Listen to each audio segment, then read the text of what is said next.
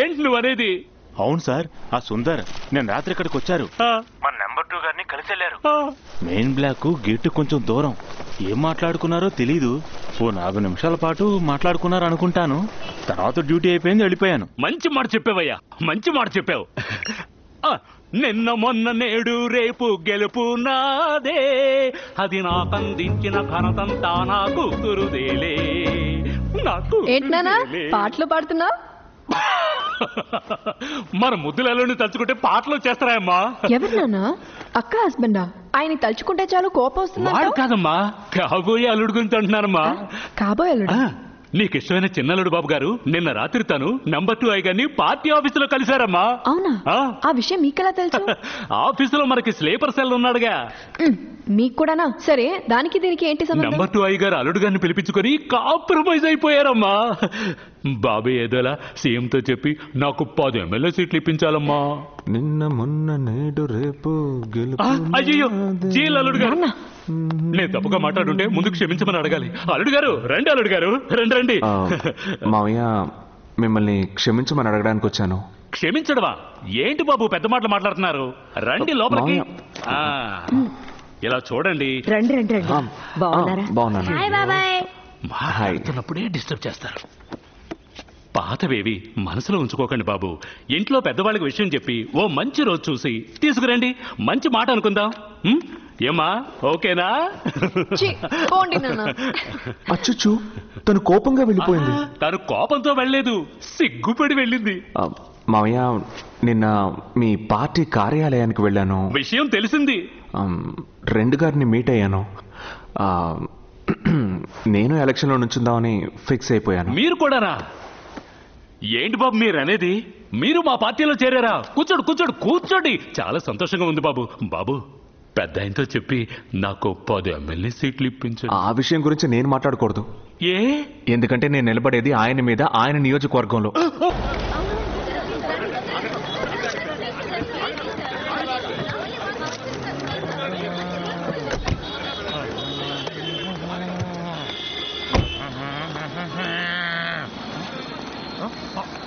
Hello, ఏంటది Jurassic park లాగా? Yeah, best personalities నాలాగే ఉంటాయి. గుర్తించడానికి టాలెంట్ కావాలి. నువ్వు నాలా జుట్టు పెంచు, టాలెంట్ పెరుగుద్ది. కౌశిక్ బాస్, నిన్నెందుకు నా వెంట పెట్టుకున్నానో తెలుసా? తెలియదు బాస్. ఈ ఊళ్ళో ఎన్టీఆర్, రాజనాల, మంచోడు చెడ్డోడు అందరూ ఒకేలా ఉన్నారు. నీ అయినోళ్ళు కానోళ్ళు ఎవరైనా ఉంటే చెప్పు. అలాగే బాస్. వాళ్ళతో కొంచెం జాగ్రత్తగా ఉండాలి. రా. ఏంది బాస్? బాస్, ఇదేనా లామినేట్ చేసే చోటు? అవును, లామినేట్ చేసి నీకు దండేసే చోటు. నామినేట్. మహంజుడు సౌండ్ లేని గిలక్కాయల. ఎలక్షన్ రూల్స్ తెలుసుగా మీకు? ఆయనకి రూల్స్ తెలుసు కనుకే ఈ election. Address proof, passport, international driving licence, all originals. Birth certificate, community certificate, native certificate, income tax certificate, PAN card, Aadhaar card, credit card, voter ID, post card కూడా తెచ్చా. తమకు సైడ్ ట్రాక్ ఏమైనా ఉంటే లెటర్ గీకుంటారని. ఆధార్ కార్డులోని మీ ముఖం చూస్తే ఈ ముఖంలా లేదే. తెలవకుండా మాట్లాడగా ఆఫీస్తో ఓటేసిందా? ఏం మాట్లాడుతున్నాడు ఇతను? నాకు మళ్ళీ ఆధార్ కార్డులో ఉండాలా, లేక ఆధార్ కార్డులో మళ్ళీ నేను ఉండాలా? మీ ముఖమల్లే ఆధార్ కార్డులో ఉండాలి. ఆ విధంగా లేదు. అప్పుడు తప్పు ఎవరిది? అది ఆ డిపార్ట్మెంట్ తప్పు. ఆ డిపార్ట్మెంట్ అంటే? అది గవర్నమెంట్ వాళ్ళది. అందరూ విన్నారుగా, ఒక గవర్నమెంట్ ఆఫీసరు గవర్నమెంట్ తప్పని అంటున్నారు. అందరికి వినపడిందా? విన్నారా? అయ్యా దేవుడా, నా పనికి గండి కొట్టగండి. మీకు ఓటు లేదని చెప్పిన 12 మందిని సస్పెండ్ చేశారు. హౌసింగ్ లోన్ అది తీసుకున్నాను. ఈఎంఐ ప్రతి నెల కడుతున్నానండి. క్షమించి వదిలేండి సార్, ప్లీజ్. మీ నియోజకవర్గం నుంచి 10 మంది సంతకాలు పెట్టాలి సార్. కన్నా అట్టు చూడు, ఆ 10 మంది ప్రాబ్లం అయితే ఇంకో 10 మంది ఉన్నారు. ఈ 10 మంది ప్రాబ్లం అయితే ఇంకో 10 మంది. ఇంకా జనాలు కావాలంటే చెప్పు, లారీలు దింపుదాం. డీటెయిల్స్ అన్ని పక్కాగా ఉన్నాయి. నేను బయటికి పోగానే అప్లికేషన్లో స్పెల్లింగ్ తప్పు, చిన్న రా బదులు పెద్ద రా పెట్టారని తప్పుడు కారణాలు చెప్పి నన్ను రిజెక్ట్ చేయాలనుకుంటే మీ డిపార్ట్మెంట్ అందరినీ ఢిల్లీ కోర్టులో నిలబెడతాను.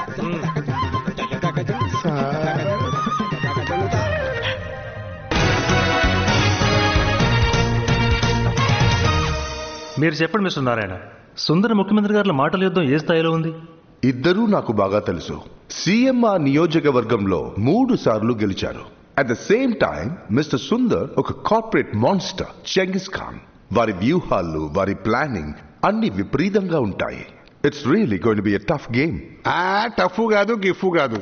ఆ పిల్లవాడు మంచివాడే, కానీ అంత అనుభవం లేదు. 1800 కోట్ల జీతం, ఇంకా సంపాదించాలని ఆశ. స్వదేశంలో ఓసీ పబ్లిసిటీ. ఈ 2 రోజుల్లో ఆయన కంపెనీ షేర్లు ఎంతగా పెరిగాయో అడగండి ఆయన్నే. ఖచ్చితంగా పెరిగే ఉంటాయి. మిస్టర్ సుందర్ తన కంపెనీ షేర్ల కోసం చేస్తున్నారా లేక అక్కర్తో ఈ పని చేస్తున్నారా అనేది ఆయనకే తెలియాలి. అలా చెప్పారా? ఓ ఓకే. మిస్టర్ సుందర్ ఇప్పుడు వస్తున్నారు, ఐ మీన్ ఈ ప్రోగ్రాంకి. పిలిచేటప్పుడు మే ఇద్దరమేనన్నారు, పైగా లైవ్ అన్నారు. నాకు ఇప్పుడే తెలిసింది సార్, సడన్గా వస్తున్నారు. చెప్పండి, ఏంటి మీ డౌట్? వేసిన ఓటుతోనే ఇక్కడే మగాడు ఏం చేయలేకపోతున్నాడు. తమరు 1000 ఓటును పెట్టుకుని స్టేట్ అసెంబ్లీనే కూర్చేశారు. అది గొప్ప అనుకోండి. మీ కంపెనీకి పెద్ద మార్కెటింగ్. మీరు మీ కంపెనీ కోసం ఏమైనా చేయగలరని ప్రూవ్ అయింది కదా. అదే మీ అనుమానం అయితే నా కంపెనీ CEO పోస్ట్కి ఈ క్షణమే నేను రాజీనామా చేస్తాను. How can he do this? Don't do this mister Sundar. మీరు GLకి CEOగా ఉండటం మన దేశానికే గౌరవం. నిజం చెప్పారు సార్. ఆ కంపెనీలో ఓ చిన్న పోస్ట్ దొరికినా చాలని మన దేశంలో యువత కలలుగా ఉంటుంది సార్. Are you clear? ఆ కంపెనీ ఇప్పుడు నాది కాదు. ఇప్పుడే ఉంటారు. ఇలా ఎన్ని చెప్పినా మీరు మా నాయకుడికి గెలవలేరు. ఎదిరించేవాడు లేకపోవడం ప్రజాస్వామ్యానికి పెను ప్రమాదం. నీ కాన్ఫిడెన్స్ చూస్తుంటే నాకు నవ్వు వస్తుందబ్బా. ఇక్కడ మేం పెద్ద గుంపు, నువ్వు ఒక్కడివి. ట్రైన్లోంచి తోసేసినప్పుడు గాంధీ కూడా ఒక్కడే. ఒక్కడు గుంపుగా మారడం, గుంపు ఒక్కడుగా మారడం ఈ మధ్య ఒక్క రోజులోనే జరుగుతోంది సార్. ఇప్పుడు మీ పనులు అయిపోయి ఫ్రీగా ఉన్నారు, నాకు బోర్డు లేని పనులు ఉన్నాయి, నేను వెళ్ళొస్తా. ఆపండి. చూడమ్మా, ఆఫ్ ది రికార్డ్ కనుక అంటున్నా, నువ్వు మా నాయకుడి మీద నిలబడ్డందుకే జనం కోపంతో రగిల్లిపోతున్నారు. జారాలపేట పక్కకి పోవద్దు. మిగతా చోట్ల దిష్టి బొమ్మల్నే తగలబెడతారు, కానీ ఇక్కడ సాక్షాత్తు మనుషుల్ని తగలబెడతారు. ఏ పేట? జాలర్లపేట.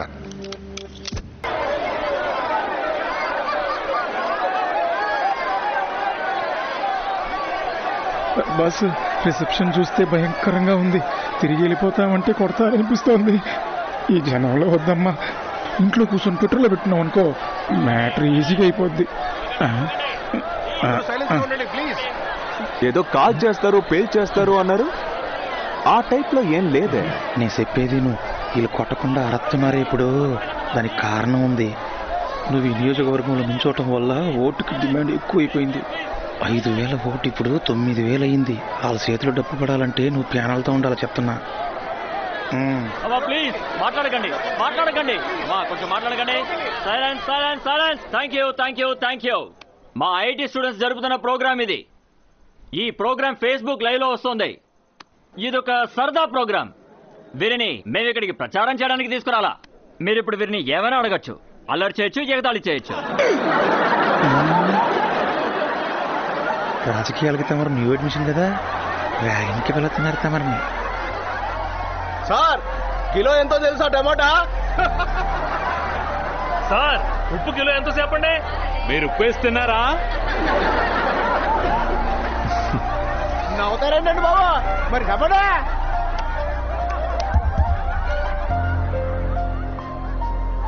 అందరూ సెటైర్ మూడ్లో ఉన్నారని నాకు తెలుస్తోంది.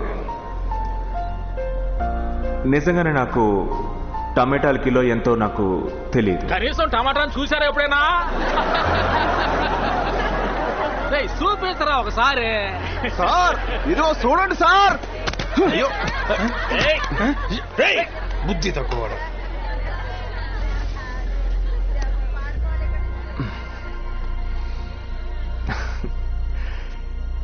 ఈ టమాటాల గురించి ఒక ఇంట్రెస్టింగ్ క్రైమ్ స్టోరీ చెప్పనా?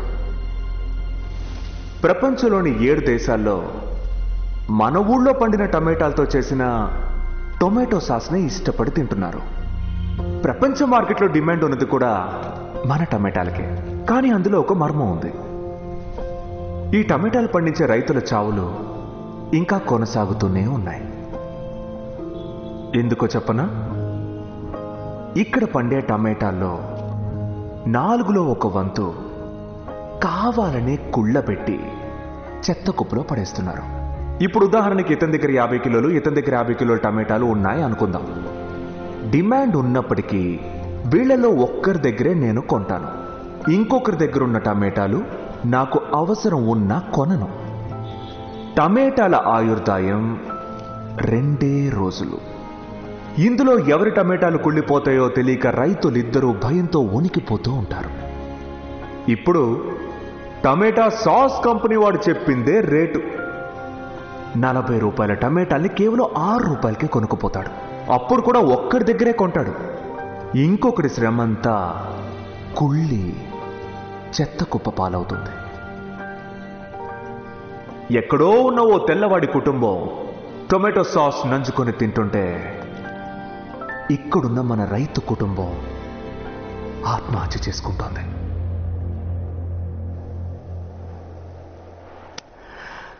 అందువల్ల ఈసారి టమాటాల్ని విసిరేసే ముందు దాని వెనుకున్న రైతుల గురించి ఆలోచిస్తే బాగుంటుంది.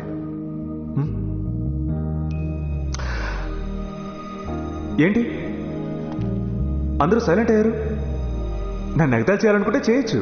సార్ నాదో డౌట్, అడగండి. ఎలసన్ అంటే జాలీగా ఓటేస్తాం మేము. ఒక్కోసారి డబ్బు తీసుకొని ఓటేస్తాం. కానీ తమరు ఒక ఓటు కోసం ఎందుకింత పట్టుబడుతున్నారు? 49P అనే ఓ చట్టాన్ని కనిపెట్టారు. స్టే కూడా అడిగారు. మీ పని చెడగొట్టుకున్నారు. ఎందుకు ఇదంతా? మీకు ఉన్న నిజాన్ని చెప్పనా? మేము రామేశ్వరంలో ఉన్న ప్రవాసాంధ్రులం. ఒడ్డున పేదరికానికి, సముద్రంలో సైన్యానికి భయపడి జీవించే వందలాది మత్స్యకారుల కుటుంబాల్లో మాది ఓ కుటుంబం. చేపల వేటకు వెళ్తే ప్రాణానికి గ్యారంటీ లేదు. చనిపోయిన వాళ్ళ కుటుంబాల కోసం పోరాడి పోరాడి మనసులు విసిగిపోయాయి. పిల్లలతో సహా అందరూ పస్తులే. అప్పుడు ఒక ఎలక్షన్ వచ్చింది. పోటీ చేసే 2 క్యాండిడేట్స్ మీద నమ్మకం లేదు. ఓటేయకుండా వేటకు వెళ్ళిపోయారు. వెంట మా మామయ్య కూడా వెళ్ళారు. సముద్రంలోకి వెళ్ళాక వాళ్ళకు ఆలోచన వచ్చింది. ఈ రాజకీయ నాయకులకి 5 ఏళ్ళు ఉంటుంది పవర్, కానీ ప్రజలకి మాత్రం ఒక్కరోజే పవర్. అటువంటి రోజు కూడా పొట్టకుటి కోసం వచ్చామే అనుకుని వెనక్కి వెళ్ళిపోదాం అనుకున్నారు. అప్పుడే పక్క దేశపు సైనికులు ఈ అమాయక మత్స్యకారులపై కాల్పులు మొదలెట్టారు. అందులో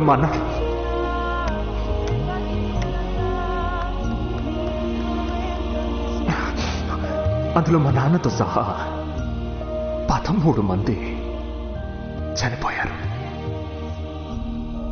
అందులో బతికిన వాళ్ళు గాయపడ్డ వాళ్ళని పడవలో వేసుకొని పడవని ఒడ్డుకి తీసుకెళ్లేటప్పుడు బుల్లెట్ దెబ్బ తగిలిన మా నాన్న అన్నారట, నన్ను ఒడ్డుకి తీసుకెళ్లొద్దు, ఈ శ్మశానం, పూలదండలు, మేళం వీటన్నిటికీ 2000 ఖర్చు అవుతుంది. ఆ డబ్బుతో నా బిడ్డలు 2 ఏళ్లు కడుపు నిండా తింటారు.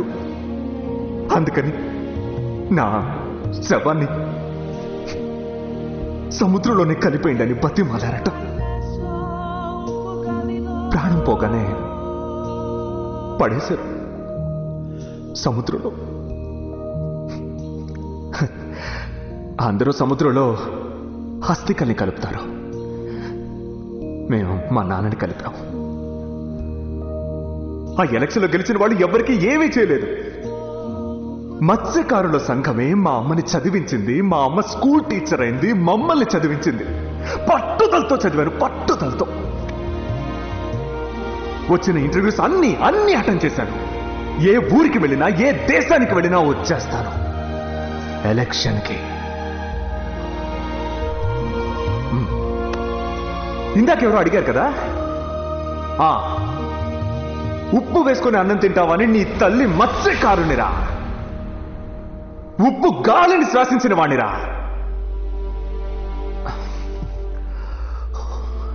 సారీ. మీ అందరిలో ఈ ఊరు వాళ్ళు కాకుండా పొరుగు నుంచి వచ్చిన వాళ్ళు ఎంతమందో చేతులు ఎత్తండి.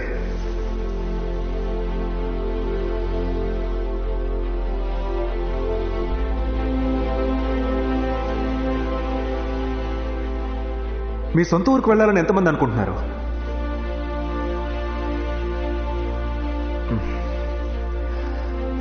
ఎందుకు వెళ్ళాలా?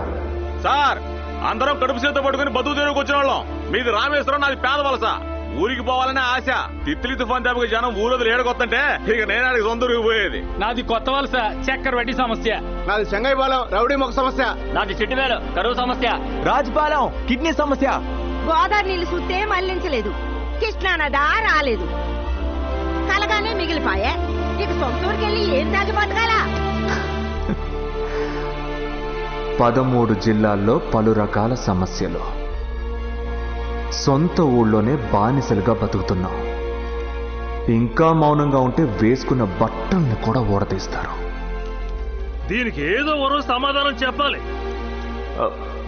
ఏమన్నారు సార్? ఇంకోసారి చెప్పండి. దీనికి ఏదో ఓ రోజు సమాధానం చెప్పాలి. ఎప్పుడు ప్రశ్నించారు సార్? ప్రశ్నించకుండా సమాధానం ఎలా వస్తుంది? ఇప్పుడు వీళ్ళు చెప్పిన అన్ని సమస్యల్ని ఓ పేపర్ మీద రాయండి. నేను ప్రశ్నించబోతున్నాను సీఎం పుణ్యమూర్తిని. 3 సార్లు ఏలిన మీరు ఈ సమస్యల్ని ఎప్పుడు పరిష్కరిస్తారని తిన్నగా వెళ్ళి అడగబోతున్నాను. ఇప్పుడే, ఇక్కడి నుంచే తిన్నగా. సార్ ఇప్పుడు అక్కడికి వెళ్ళలేదు సార్. పుణ్యమూర్తి గారు పార్టీ కూటమి ఏర్పాట్లలో ఉన్నారు.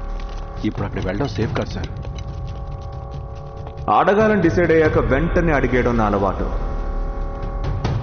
అయితే మేము వస్తాం సార్.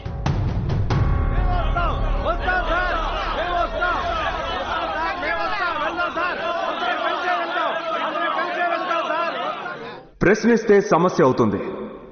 అదే ముఖాముఖి అందరం ప్రశ్నిస్తే ఆ సమస్య తీవ్రం అవుతుంది. సో